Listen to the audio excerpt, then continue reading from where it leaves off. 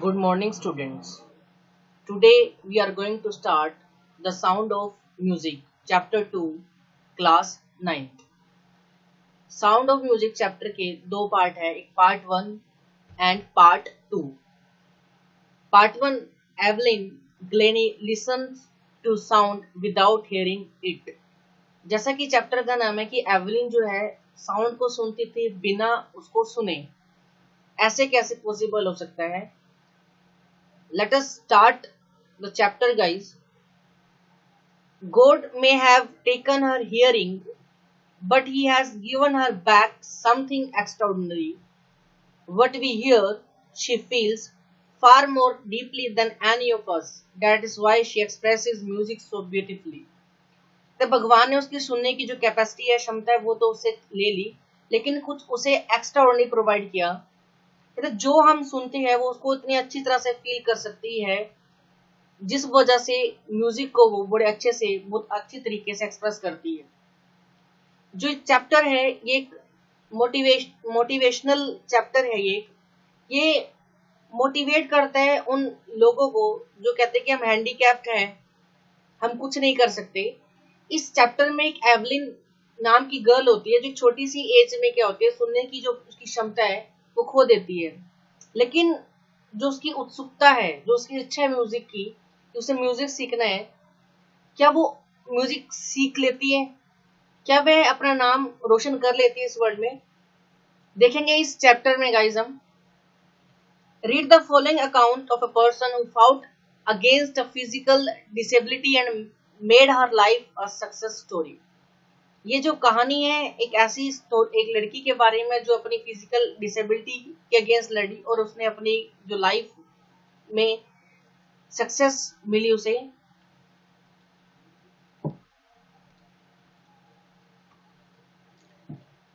Rush hour crowds jostle for position on the underground train platform. A slight girl looking younger than her 17 years was nervous yet excited as she felt the vibrations of the approaching train. ये जो story है ये कहाँ बता रही है? कह रहा है कि जो प्लेटफॉर्म है, ट्रेन का प्लेटफॉर्म, वहां का सीन है. रश आवर का मतलब होता है कि एक ऐसा टाइम जब लोग अपने घर से निकलते हैं, कि प्लेटफॉर्म का सीन है, लोग धक्का मुक्की कर रहे हैं अपनी पोजीशन के लिए. और एक लड़की है, स्लाइट गर्ल, जो यहाँ पर स्लाइट गर्ल जो है वो एवलिन है, वो 17 साल से कम है. Slight girl looking younger than her 17 years. वो क्या है, नर्वस है, लेकिन क्या है, एक्साइटेड भी है. क्यों एक्साइटेड है? क्योंकि वो वाइब्रेशन जो है ट्रेन के आने की सुन रही है, देख रही है, उसे अब महसूस हो रही है, तो वो एक्साइटेड भी है. लेकिन वो नर्वस क्यों थी? क्योंकि it was her first day at prestigious royal academy of music in London and daunting enough for any teenager fresh from a Scottish form. जो एवलिन है बिलोंग करती है स्कॉटलैंड से, कंट्री साइड है स्कॉटलैंड से, तो वहां से बिलोंग करती है. और एक किसी के लिए भी, कोई भी टीनेजर है उसके लिए थोड़ा डॉन्टिंग है. डॉन्टिंग का मतलब होता है भयभीत हो जाना, थोड़ा फ्राइटनिंग हो जाना. उसके थोड़ा चिंतित थी क्योंकि उसका पहला दिन है prestigious royal academy of music in London के अंदर, क्योंकि उसका एडमिशन हो गया है वहां पर, ऐसा कह सकते हैं. But this aspiring musician faced a bigger challenge than most. She was profoundly deaf. उसके सामने बड़ा जो चैलेंज था कि भाई वो सीरियसली डेफ थी, मतलब सुन नहीं सकती थी. उसके सामने सबसे बड़ा चैलेंज था. यानी कि इतना हमने पढ़ा कि वो एक ट्रेन प्लेटफॉर्म पर खड़ी है और वो एक्साइटेड भी है और डरी हुई है.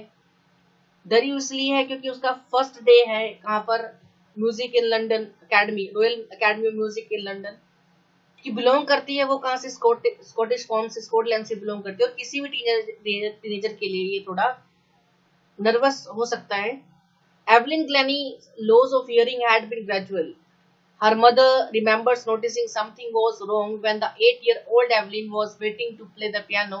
They called her name and she didn't move. I suddenly realized she hadn't heard, says Isabel Glennie. तो इसाबेल ग्लेनी है वो एवलिन की मदर है. तो वो कहते हैं कि एवलिन ग्लेनी की जो सुनने की क्षमता है वो धीरे धीरे बढ़ती गई, मतलब वो धीरे धीरे अपने जो सुनने की क्षमता है वो खोती गई. उसकी मम्मा को एक नोटिस, एक इंसिडेंट याद है कि भाई जब कुछ गलत था, जब वो 8 साल की थी, कि एवलिन जो है अपनी पियानो बजाने की जो टर्म है उसके वेट कर रही थी, उन्होंने उसका नाम पुकारा लेकिन वो हिली नहीं, उसे सुनाई नहीं दिया। I suddenly realise she hadn't heard, तो इसाबेला लर्निंग कहती है मुझे महसूस हुआ कि वो सुन नहीं सकती थी। For quite a while, Evelyn managed to conceal her growing deafness from friends and teachers. Conceal का मतलब होता है हाइड करना, छुपा के रखना। कुछ समय तक तो एवलिन ने मैनेज किया कि अपनी जो डिफनेस है वो छुपा के रखे, अपने दोस्तों से, अपने टीचर्स को छुपाने में मैनेज कर लिया उसने इस चीज को। But by the time she was 11, her marks had deteriorated and her headmasters asked her parents to take her to a specialist. तो क्या कहते हैं कि जब उस टाइम जब वो 11 साल की हुई तो जो उसके मार्क्स है वो, उसकी कंडीशन है वो वर्सन होते खराब होते गए, वो मार्क्स में अच्छा परफॉर्म नहीं करते रही। और जो उसके हेड मिस्ट्रेस है उन्होंने उसके पेरेंट्स को अर्ज किया कि भाई उसे स्पेशलिस्ट को दिखा दो, स्पेशलिस्ट मतलब डॉक्टर को दिखा दे। It was then discovered that her hearing was severely impaired as a result of a gradual nerve damage. They were advised that she should be fitted with hearing aids and sent to a school for the deaf. Everything suddenly looked black, says Evelyn.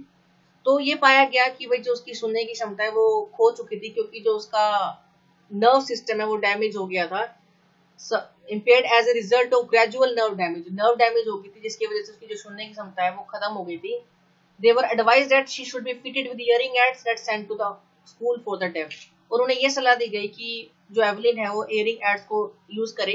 hearing aids एक ऐसा instrument होता है जिससे ताकि कान में लगा लो और थोड़ी हद तक सुना जा सके, और उसे भेजा जाए ऐसे स्कूल में जहाँ पर डेफ पढ़ते हो, जहाँ डेफ के लिए जो स्कूल होता है वहां पर भेजा जाए एवलिन को।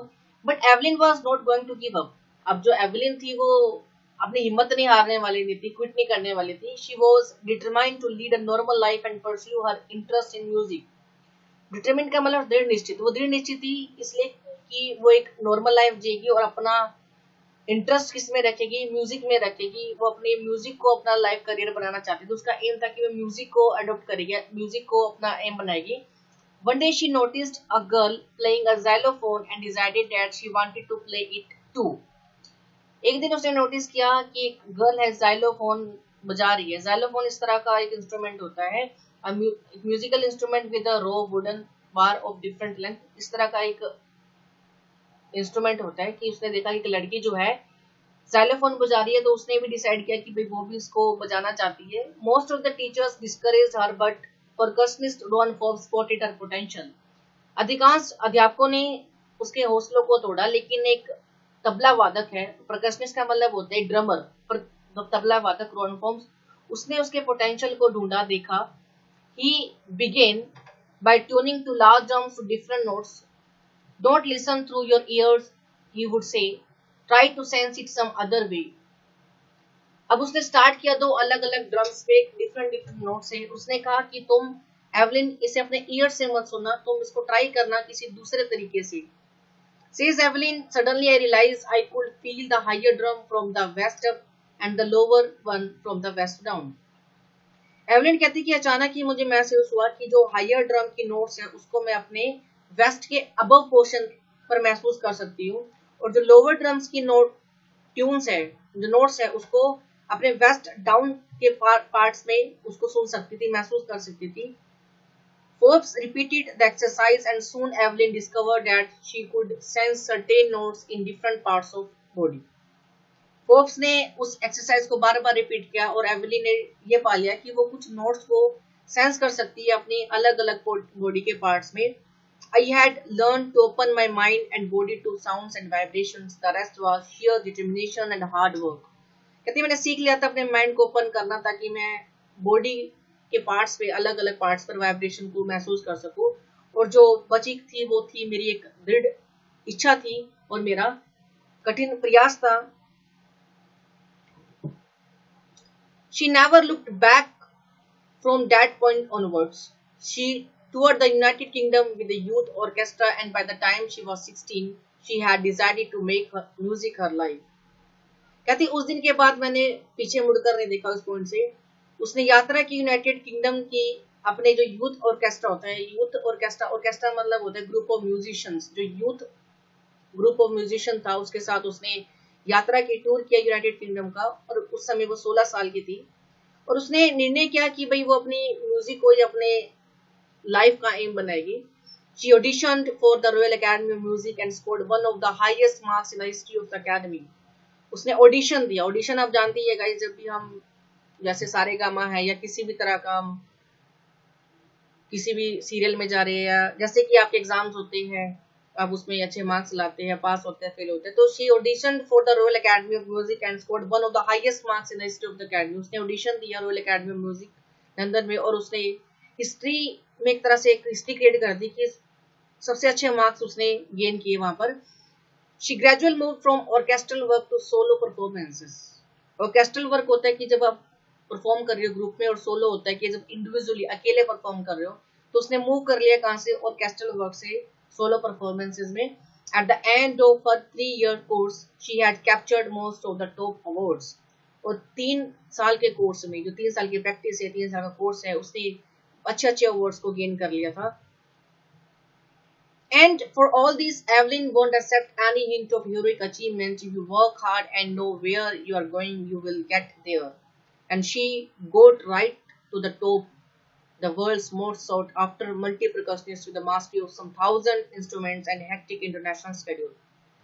And for this, Evelyn won't accept any hint of heroic achievement. अब यहाँ पर कहते हैं कि जो एवलिन है वो ये नहीं कहती कि मैंने बहुत कुछ अचीव कर लिया, मतलब वो यहाँ पर हम्बल है। कहते हैं if you work hard and you know where you are going. कहते हैं कि सबसे 2 बातें बताते हैं कि अगर आप पहले आपकी कड़ी मेहनत, अगर आप वर्क हार्ड करते हो, और दूसरा वेयर आर यू गोइंग, और आपके पास एम, अगर आप कठिन परिश्रम करते हो और आपको ये पता है कि आपका एम क्या है, यू विल गेट देयर, आप उसको अचीव कर लोगे। And she got right to the top, और वो अपने राइट टॉप पे, मतलब कि क्या कहते हैं, अपनी ऊंचाइयों पर पहुंच चुकी थी। उसकी जो मांग है, डिमांड है, बढ़ गई थी, क्योंकि with percussionist with the mastery of the some 1,000 instruments, क्योंकि उसकी मास्टरी थी thousands of instruments पे, और इसका जो इंटरनेशनल हैक्टिक शेड्यूल था कि जब किसी की मांग बढ़ जाती है, डिमांड बढ़ जाती है, तो ऑब्वियसली है उसका टाइम शेड्यूल है वो चेंज हो जाता है और वो बिजी हो जाती है। इसी तरह से जो है एवलिन का शेड्यूल था। Okay, thank you guys, this is video part 1। The latter part will be discussed in part 2। Thank you, have a nice day.